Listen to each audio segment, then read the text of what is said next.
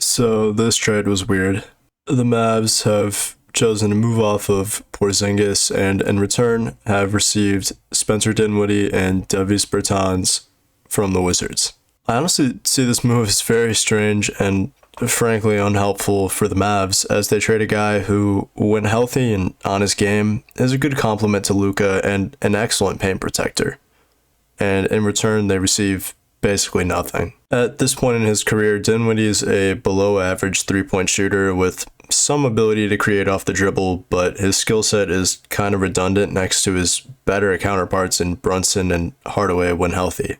Now, Bertans could prove to be a decent pickup, I guess, if he can return to form and play the way he did the past few seasons in Washington. But Bertans' contract is freaking massive and is longer than Kristaps. Actually, I had to check that, which is confusing since the only reasonable explanation as to why they made this deal is for salary cap. I'm not sure that Dallas is really a hot spot necessarily for free agents, but maybe the front office could convince themselves that, hey, we got Luka, we got Brunson if we re-sign, maybe people want to come here.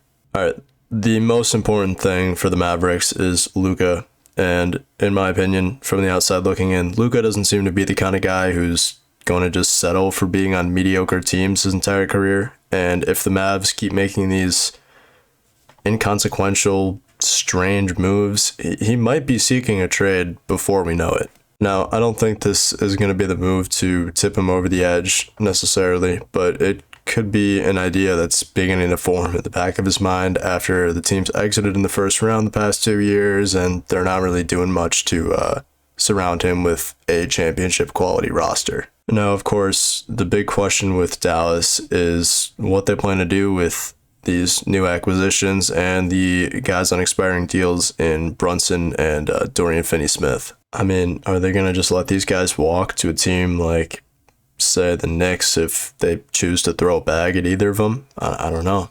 I honestly thought it was much more likely that they dealt one of these two, if not both, before they would have traded Porzingis, at least before the deadline. And then it kind of seemed like they weren't going to do anything and they were just going to kind of leave the roster as is, but, I mean, they did this. All right, now I guess we can touch on the Wizards side of this trade. Porzingis hasn't had a healthy season since he was with the Knicks, and guys that big just don't tend to have very long or healthy careers. I mean, we've seen it time and again throughout history from guys like Bill Walton to Yao Ming and others. I'm also not sure that the duo of Beal and Porzingis is really doing much for your organization in terms of postseason success, but they could be solid in at least the regular season throughout the upcoming years.